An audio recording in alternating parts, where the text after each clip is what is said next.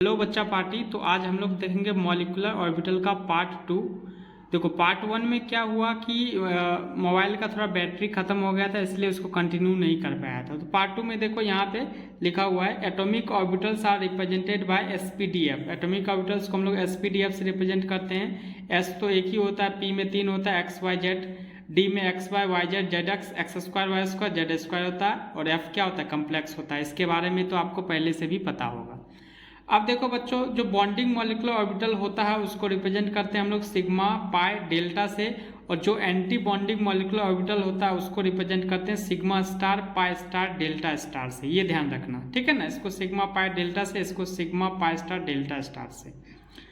अब देखो बच्चों, होता क्या है कि यहाँ पे दो केस बनता है। एक होता है less than equal to 14 electrons का केस, एक होता है ग्रेटर देन 14 इलेक्ट्रॉन्स का केस। तो केस 1 में देख सकते हो यहाँ पे when number of electrons less than equal to 14 होगा, वहाँ पे क्या होता है, एस और पी ऑर्बिटल का क्या होता है, मिक्सिंग होता है। तो वहाँ पे हम लोग जो इलेक्ट्रॉनिक कॉन्फ़िगरेशन लिखते हैं, एक तो एटॉमिक ऑर्बिटल का आप पढ़े होगे एटॉमिक स्ट्रक्चर में, यहाँ पे केमिकल बॉन्डिंग में मॉलिक्यूलर ऑर्बिटल का हम लोग देखेंगे। तो यहाँ पे देखोगे इलेक्ट्रॉनिक कॉन्फ़िगरेशन में सिग्मा 1s है, सिग्मा 1s स्टार है, सिग्मा 2s है, सिग्मा 2s स्टार है, पाई 2px और पाई 2py का एनर्जी इक्वल होता है। फिर उसके बाद सिग्मा 2pz हो जाएगा, फिर pi 2px star equal to pi 2py star होगा, ठीक है ना।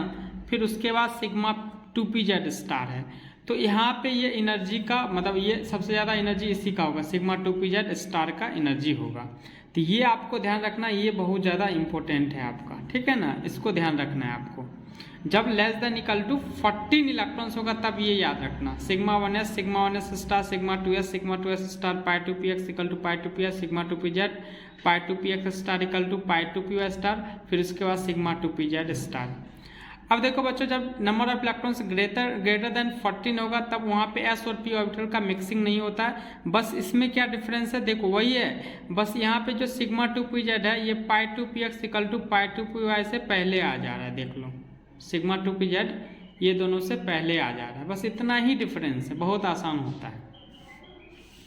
अब देखो बच्चों, मैं एक चीज़ बता दे रहा हूँ, molecular orbital diagram for N2 molecule. जो N2 मॉलिक्यूल होता है ना, उसका मॉलिक्यूलर ऑर्बिटल डायग्राम क्या होता है उसको देख लो। तो देखो N का जो इलेक्ट्रॉनिक कॉन्फ़िगरेशन होता है वो होता है 1s2 2s2 2p3। यहाँ पे 1s2 2s2 2p3 है। अब देखो होता क्या है कि जब नाइट्रोजन का 1s2 में देख लो, यहाँ पे 1s लिख देते हैं, यहाँ पे देख लो, यहाँ 1s है, यहाँ पे 1s है, ठीक है ना। यहाँ पे देख सकते हो 1s में कितना इलेक्ट्रॉन, इसमें भी 2 इलेक्ट्रॉन है, इसमें भी 2 इलेक्ट्रॉन है, इसमें भी कितना है, 2 इलेक्ट्रॉन। तो यहाँ 2 इलेक्ट्रॉन लगा दिए। अब ये एटॉमिक ऑर्बिटल है, ये भी एटॉमिक ऑर्बिटल है। ये दोनों जब आपस में मिक्सिंग होगा तो क्योंकि 2 एटॉमिक ऑर्बिटल है तो 2 मॉलिक्यूलर ऑर्बिटल बनेगा, एक बॉन्डिंग वाला एक एंटी बॉन्डिंग वाला। तो यहाँ पे देखो नीचे वाला बॉन्डिंग वाला है, ऊपर वाला क्या एंटी बॉन्डिंग, क्योंकि एंटी बॉन्डिंग का एनर्जी मैंने पहले ही बोला था ज़्यादा होता है। तो यहाँ पे 4 इलेक्ट्रॉन है तो 2 इलेक्ट्रॉन बॉन्डिंग में आ जाएगा, 2 इलेक्ट्रॉन एंटी बॉन्डिंग में आ जाएगा। सिग्मा 1s में आएगा 2 आएगा सिग्मा 1s स्टार में। अब देखो बच्चों, यहाँ पे 2 इलेक्ट्रॉन 2s में, यहाँ पे भी 2 इलेक्ट्रॉन 2s में है। तो 2s ये 2 एटॉमिक ऑर्बिटल मिलेगा तो 2 मॉलिक्यूलर ऑर्बिटल बनेगा, यहाँ पे सिग्मा 2s स्टार। अब देखो बच्चों, यहाँ पे p में 3 ऑर्बिटल 3 इलेक्ट्रॉन है, यहाँ पे भी p में 3 इलेक्ट्रॉन है। तो यहाँ पे 3 इलेक्ट्रॉन एटॉमिक ऑर्बिटल का दिखाया गया है, 6 इलेक्ट्रॉन यहाँ पे भी देख सकते हो। अब ये आपका इन्वॉल्व होगा मिक्सिंग में। तो यहाँ पे देख सकते हो पहले क्या होता है बताओ, क्योंकि N2 मॉलिक्यूल का बता रहे हैं, इसमें less than equal to 14 electron है। तो यहाँ पे पाई 2px और पाई 2py पहले आएगा। तो यहाँ पे देख सकते हो पहले एक इलेक्ट्रॉन जाएगा, ठीक है ना। फिर उसके बाद इसी का पेयरिंग हो जाएगा, समझे ना। पहले पेयरिंग हो के ऊपर जाएगा तो 2 2 4 इलेक्ट्रॉन होगा। क्योंकि यहाँ पे देखो बच्चों 6 इलेक्ट्रॉन है तो 2 इलेक्ट्रॉन इसमें आ जाएगा, सिग्मा 2pz में आ जाएगा, तो 2 इलेक्ट्रॉन यहाँ आ गया। अब उसके बाद क्योंकि यहाँ पे 14 इलेक्ट्रॉन्स ही होता है तो इसका जो पाई 2px स्टार होता है और पाई 2py जो स्टार होता है ये खाली रहेगा, और इसका सिग्मा 2pz स्टार भी क्या रहेगा, खाली रहेगा। ये पूरा क्लियर पता चल रहा है, क्योंकि यहाँ पे 14 इलेक्ट्रॉन्स ही है, इसमें देखो 14 इलेक्ट्रॉन्स ही है, ठीक है ना। अब देखो इसका हम लोग क्वेश्चन बनाने का तरीका देखेंगे। तो उसके लिए सबसे पहले तो आप बॉन्ड पैरामीटर देख लो। तो इस पेज में मैं आपके लिए लाया हूँ बॉन्ड पैरामीटर। तो बॉन्ड पैरामीटर में ये कुछ इंपॉर्टेंट पॉइंट है, बहुत ज़्यादा इंपॉर्टेंट भी है, ठीक है ना। तो यहाँ पे देख सकते हो जो बॉन्ड ऑर्डर का जो फॉर्मूला होता है वो होता है NB माइनस NA/2। NB का मतलब क्या होता है, number of electrons in bonding molecular orbital. Na का मतलब क्या, number of electrons in anti bonding molecular orbital, ठीक है ना। तो बॉन्ड ऑर्डर का ये फॉर्मूला ध्यान रखना, बहुत इंपॉर्टेंट होता है, NB माइनस NA/2। उसके बाद होता है बॉन्ड ऑर्डर जो होता है वो बॉन्ड एनर्जी या बॉन्ड स्ट्रेंथ, बॉन्ड एनर्जी और बॉन्ड स्ट्रेंथ का क्या होता है, डायरेक्टली प्रोपोर्शनल होता है। ये भी ध्यान रखना है आपको बच्चों। अगर मान चलो कभी बॉन्ड ऑर्डर दिया हुआ है तो वहाँ पे बॉन्ड एनर्जी का कंपैरिजन कर सकते हो। तीसरा क्या इंपॉर्टेंट है कि जो बॉन्ड एनर्जी बॉन्ड एनर्जी मैंने बोल दिया, बॉन्ड ऑर्डर जो होता है वो बॉन्ड लेंथ का क्या होता है, इनवर्सली प्रोपोर्शनल होता है, ठीक है ना। ये भी ध्यान रखना, बॉन्ड ऑर्डर और बॉन्ड लेंथ एक दूसरे का इनवर्सली प्रोपोर्शनल होता है। फोर्थ पॉइंट में क्या है कि अगर आपका NB ग्रेटर देन Na होगा, मतलब number of electrons bonding molecular orbital में अगर ज़्यादा है एंटी बॉन्डिंग वाले से, तो वो मॉलिक्यूल एग्जिस्ट करेगा बिल्कुल। अगर NB लेस देन Na हो या NB इक्वल टू Na हो तो मॉलिक्यूल एग्जिस्ट नहीं करेगा। तो मॉलिक्यूल कब एग्जिस्ट करता है, जब बॉन्डिंग में इलेक्ट्रॉन्स ज़्यादा हो, ठीक है ना, तो मॉलिक्यूल एग्जिस्ट करेगा, वरना एग्जिस्ट नहीं करेगा। पांचवा पॉइंट यहाँ पे बच्चे देख सकते हो, बॉन्ड ऑर्डर जो होता है वो स्टेबिलिटी का क्या होता है, डायरेक्टली प्रोपोर्शनल होता है, मतलब बॉन्ड ऑर्डर जितना ज़्यादा होगा उतना ज़्यादा स्टेबल होगा। लेकिन ये ध्यान रखना, अगर बॉन्ड ऑर्डर आपका सेम आ गया, अगर बॉन्ड ऑर्डर आपका सेम आ गया, तब लास्ट इलेक्ट्रॉन अगर बॉन्डिंग मॉलिक्यूलर ऑर्बिटल में जाता है तो वो ज़्यादा स्टेबल होगा। Then last electron in bonding molecular orbital is more stable. तो इसको क्वेश्चन में पता चलेगा इसका कैसा यूज किया जाता है, ये ध्यान रखना। अगर बॉन्डिंग मॉलिक्यूलर ऑर्बिटल में लास्ट इलेक्ट्रॉन है तो वो ज़्यादा स्टेबल होगा। अब उसके बाद देख सकते हो मैग्नेटिक प्रॉपर्टी। तो मैग्नेटिक प्रॉपर्टी में दो यहाँ आएगा, एक डायामैग्नेटिक आएगा और एक पैरामैग्नेटिक आएगा।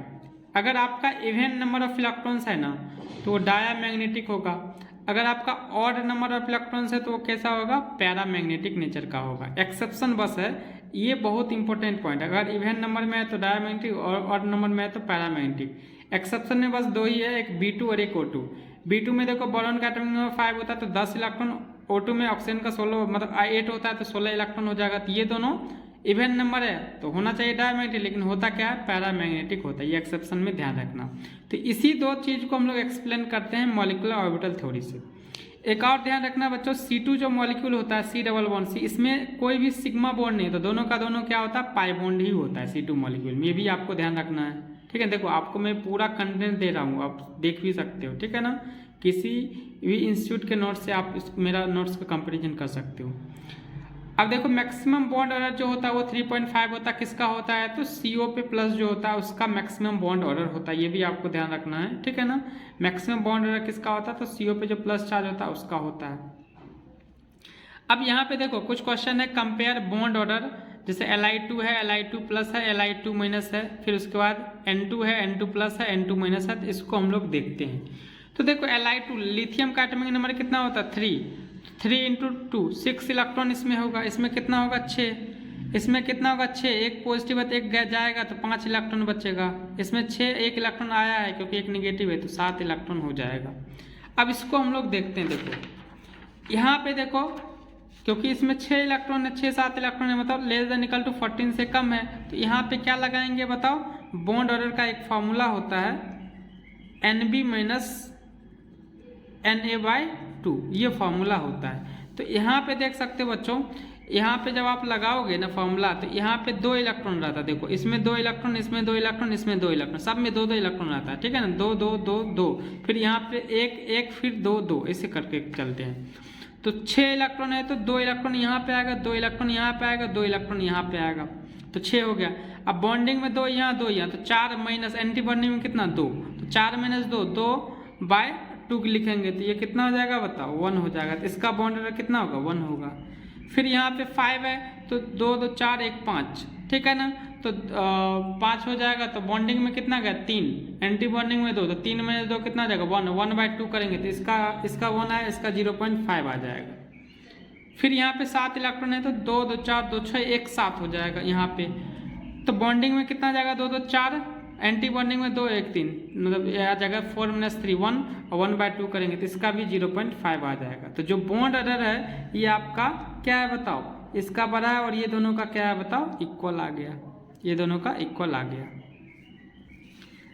अब रही बात N2 प्लस N2 माइनस का आप लोग खुद बनाओ। यहाँ पे कितना होना चाहिए बताओ, 14 इलेक्ट्रॉन होगा।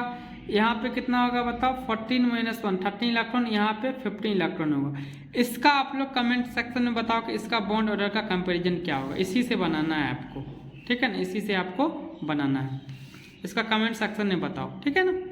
चलो थैंक यू बच्चों। अगर आपको वीडियो पसंद आए तो चैनल को सब्सक्राइब कर देना, लाइक कर देना और शेयर कर देना। Thank you.